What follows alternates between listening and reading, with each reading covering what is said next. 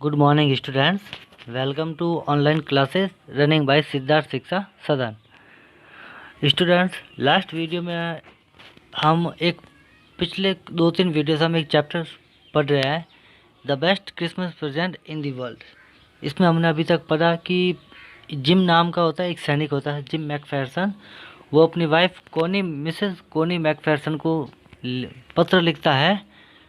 जो हमने पढ़ा था कि वो सैनिकों के बारे में बता था कि हम सैनिक वहाँ खड़े थे, फिर जर्मन सैनिक हमारे पास में आए, हमने खाना पीना सब शेयर किया, फिर हमने एक फुटबॉल मैच खेला, फिर फुटबॉल मैच खेलने के बाद वो हमसे जीत गए, फिर वो एक दूसरे की तरफ चल दिए।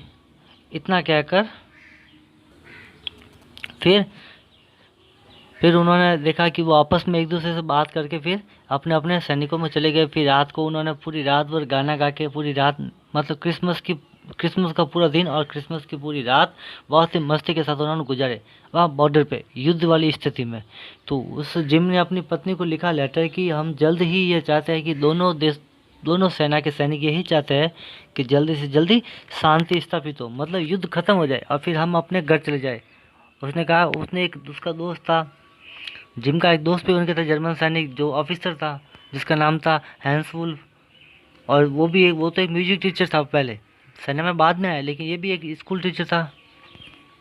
तो दोनों ने ऐसे एक दूसरे के बारे में बात की। तो जिम ने अपनी वाइफ को बताया कि वो कितने अच्छे हैं जर्मन सैनिक। हम हर कोई सैनिक युद्ध नहीं चाहता, अगर हम युद्ध खत्म कर दें तो लाखों आदमी बच जाएंगे, औरतें विधवा होने से बच जाएगी, बच्चे अनाथ होने से बच जाएंगे।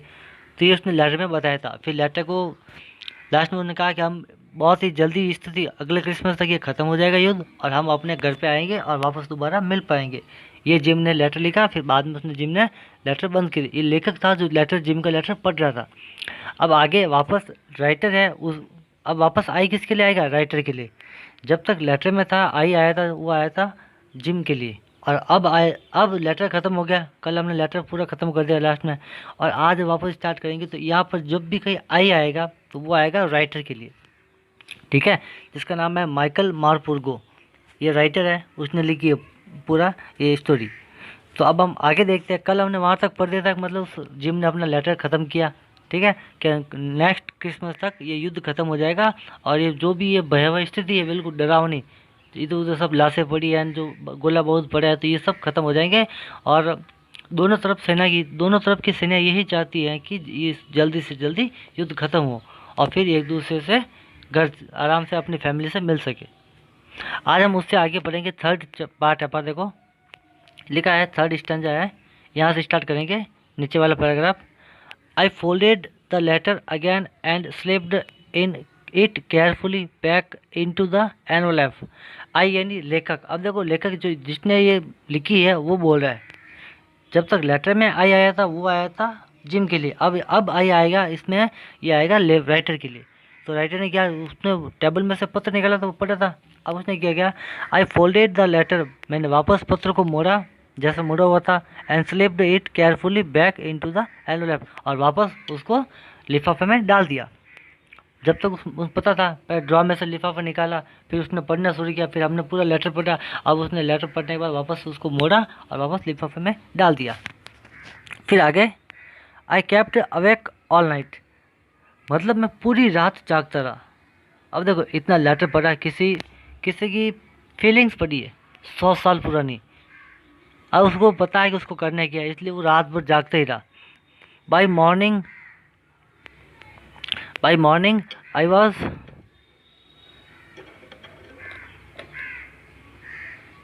By morning I knew what I had to do, कि सुबह मुझे क्या करना था ये मुझे पता था। अब उसके दिमाग में क्या चल रहा देखते हैं। सुबह उसको क्या करना था इसलिए उसको पता था, इसलिए पूरी रात वो जागता ही रहा। आई ड्राइव इनटू ब्रिटपोर्ट, देखो ड्राइव के सेकंड फॉर्म में ड्राइव मतलब चलाना, कार, ठीक है।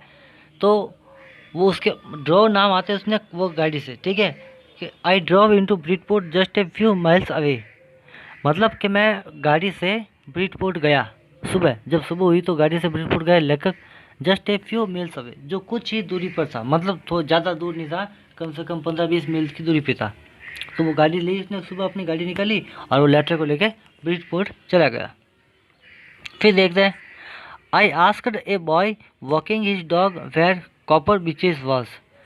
आई आस्क्ड, मैंने पूछा, उस राइटर ने पूछा, एक लड़का था जो अपने कुत्ते को घुमा रहा था सुबह सुबह, पालतू कुत्ता था घर में, तो उस कुत्ते को घुमाने के लिए बाहर लाया था। तो उसने, उस लेटर ने, उस राइटर ने उस लड़के से पूछा जो कुत्ता को घुमा रहा था, उससे पूछा कि भाई वेयर वाज, कि वेयर कॉपर बीचेस वाज, कि कॉपर बीचेस कहाँ पर है। ये एड्रेस है कि कॉपर बीचेज जहाँ पर उसका घर था मिसेस मैकफेरसन का, तो उसने एड्रेस पूछा। फिर आगे, house number 12 turned out to be nothing but a burned out shell, the roof gaping, the windows boarded up. अब देखो उसमें क्या, कि हाउस नंबर 12 जो उसका जिम का घर था, एड्रेस लिखा हुआ है, तो उस घर में जो हाउस नंबर 12 था, 12 घर, मकान number 12, turned out to be a nothing, अब उसमें कुछ नहीं बचा था। क्यों? But a burned out shell, मतलब एक पूरा घर जला हुआ था। जो अगर कोई चीज़ जल जाती है थोड़ी बहुत, तो उस जलने के बाद में कैसा खंडर बसता है पूरा, घर में जो भी जलने योग्य सामान था वो सब कुछ जल चुका था, और जो दीवार थी ओनली पर वही खड़ी थी। और आगे,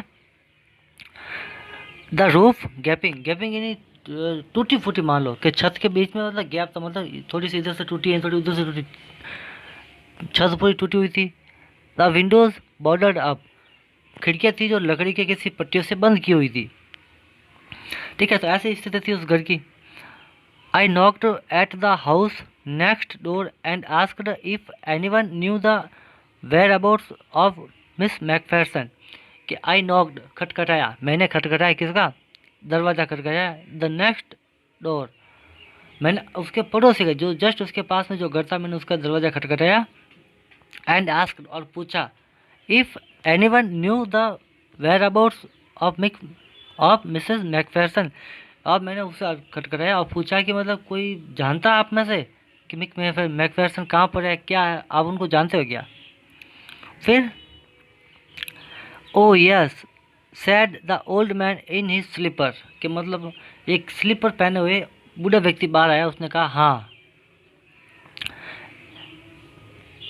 स्लीपर पहन गया, ही न्यू हर वेल, कि मतलब वो बूढ़ा व्यक्ति बाहर आया, बोला हाँ बहुत ही बढ़िया, कि मैं बहुत अच्छे से उसको जानता हूँ, उनको, किसको? मिसेस मैकफेरसन को। फिर, ए लवली ओल्ड लेडी, कि बहुत ही सुंदर एक बूढ़ी महिला है, वो बहुत सुंदर है और बूढ़ी महिला है। ही टोल्ड मी, उस बूढ़े व्यक्ति ने उस राइटर को बताया कि बहुत ही सुंदर बूढ़ी महिला वो। अब देखो लेटर 101 साल पुराना है, कम से कम 100-150 साल पुराना, 100 साल पुराना, तो महिला भी इतनी पुरानी होगी। फिर आगे, ए बिट मडली हेडेड, देखो मडली हेडेड मतलब थोड़ा कन्फ्यूजन, मंद बुद्धि, मतलब उसका दिमाग काम नहीं करता। अब देखो उसका हस्बैंड सैनिक अकेली है, कोई नहीं है, तो थोड़ा दिमाग पर असर पड़ता है, ठीक है, तो उसका मडली हेडेड यानी थोड़ी मंद बुद्धि है वो। But at her age she was entitled to be vacancy, कि मतलब ये जायज़ भी है उसके मंद बुद्धि है, लेकिन इस उम्र में होना या उसकी उम्र में मंद बुद्धि होना बहुत आम बात है, क्योंकि जब जवान थी 20-25 साल की थी, तो शादी को पता नहीं कितने साल हो गए, और फिर वो अचानक सैनिक, उसका हस्बैंड सेना में चले गया, फिर वापस लौट के नहीं आया, तो मंदबुद्धि होना स्वाभाविक है, क्योंकि और कुछ बचा ही नहीं, जो दुनिया थी उसकी वो चला गया था, इसलिए वो मंदबुद्धि, मतलब दिमाग उसका मतलब हमेशा कन्फ्यूज रहती थी। तो उस आदमी ने बताया कि होना स्वाभाविक है, क्योंकि उस उम्र में बिल्कुल ऐसा ही होता है। फिर, 101 ईयर ओल्ड, कि वह कितने साल पुराना, मतलब कितने साल की है? 101 साल की है। मिसेस मैकफेरसन कितने साल की है? 101 साल की है। फिर आगे, she had been in the house when it caught fire, कि जब ये मकान जला था तो वो घर में ही थी। जब मकान पूरी तरह से जल गया, मतलब जलना शुरू किया, जल गया था, तो मकान में ही थी, अंदर ही थी। फिर आगे, no one really know how the fire had started, कि कोई वास्तव में कोई ये नहीं जानता कि मतलब घर में आग कैसे लगी, स्टार्टेड के शुरू कैसे हुई। But it could well have been candles, कि ये हो सकता है शायद मोमबत्तियाँ वो बहुत जल रही थी, तो मोमबत्ती की वजह से शायद लग गई हो आग। She used candles rather than electricity, मतलब वो बजाय, मतलब है नहीं बिजली की बजाय मतलब लाइट की बजाय वो मोमबत्ती यूज करती थी। अब क्यों? मतलब उसको लाइट पर पता नहीं, पसंद नहीं थी या क्या नहीं था, आगे देखते हैं। Because she always thought electricity was too expensive, मतलब बिजली बहुत महंगी थी तो वो हमेशा मोमबत्ती रखती थी घर में, इसलिए वो जानती थी उसको वो सोचती थी कि बिजली बहुत महंगी है, इसलिए हम मोमबत्ती ही रखेंगे। The fireman had got uh just in time, तो मतलब जो आदमी था ना फायरमैन, जब घर में आग लगी तो ये घर में थी, तो उस फायरमैन ने, आग बुझाने वाले ने एंड वक्त पर उसको बचाया, मतलब थोड़ी टाइम पहले ही बचाया। फिर बाद में अगर थोड़ी देर और लेट कर देता तो शायद ये बचती भी नहीं, एंड वक्त पर उसको बचाया। She was in A nursing home now, कि वो अभी एक नर्सिंग होम में है। ही टोल्ड मी, उस बुढ़े व्यक्ति ने बताया कि वो एक नर्सिंग होम में, Burlington house on the Dorchester road on the other side of town, कि उसने बुढ़े व्यक्ति बताया कि कस्बे के इस शहर के दूसरी तरफ एक डॉर्चेस्टर रोड है, उस रोड पर एक घर है बर्लिंगटन हाउस की नर्सिंग होम में वो अभी रहती है। ठीक है, फिर आगे देखो, उसने बताया, एड्रेस बताया। फिर I found Burlington house nursing home easily enough, found यानी ढूंढा, ये मतलब पहुंच गया, कि वो थोड़ा सा पास में ही था, इसलिए वो जल्दी से उसको ढूंढने में दिक्कत नहीं हुई और वहाँ पर वो गाड़ी लेके पहुंच गया नर्सिंग होम में बर्लिंगटन में।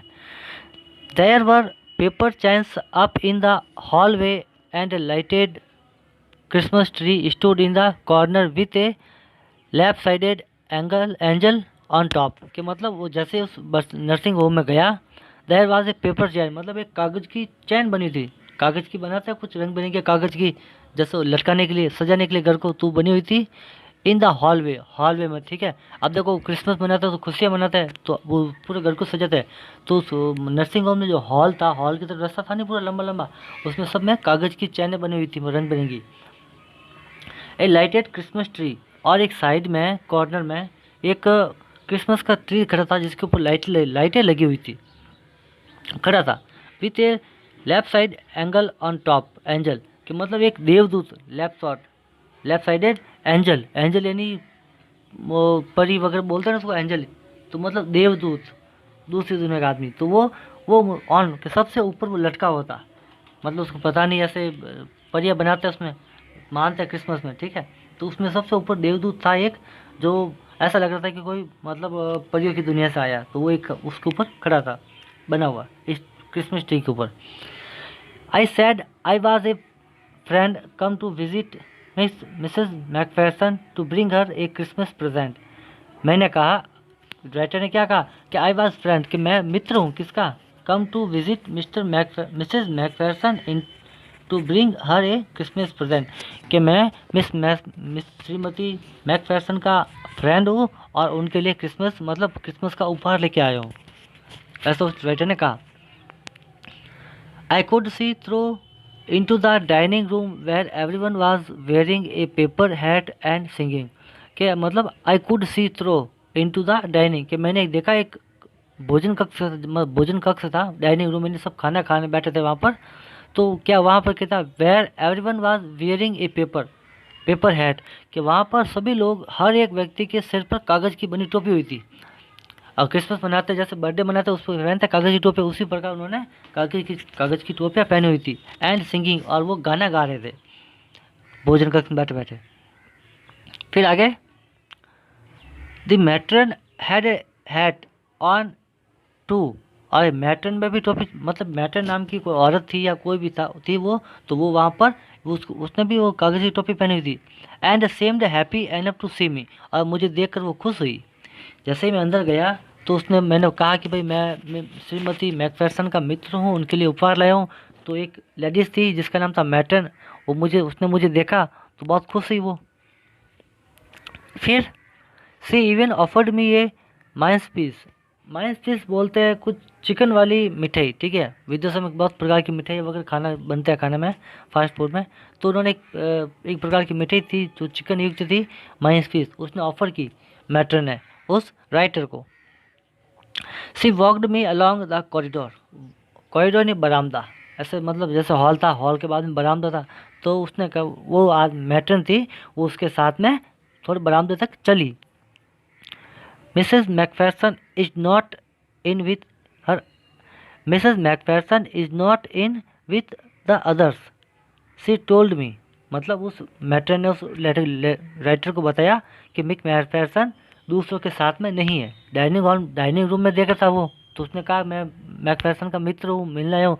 तो उस मैटर ने बताया कि वो वहाँ पर नहीं है, उसमें नहीं है, उन आदमी में, उन औरतों में वो नहीं है। She is rather confuse today, so we thought it best if she had a good rest. कि आज वो बहुत ही उदास थी और थोड़ी मतलब बिल्कुल एक उलझन में है, क्योंकि क्रिसमस का दिन है, उसके हस्बैंड ने क्रिसमस के दिन आने का वादा किया था, तो थोड़ी उलझन में है।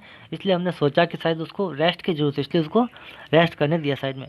She has no family you know, no one visit, के मतलब कि तुम जानते हो, सी हैज़ नो फैमिली, कि उसकी कोई फैमिली नहीं है। मिसेस मैकफेरसन की कोई फैमिली नहीं है, क्योंकि हस्बैंड एक ही था, वो सेना में शहीद हो गया।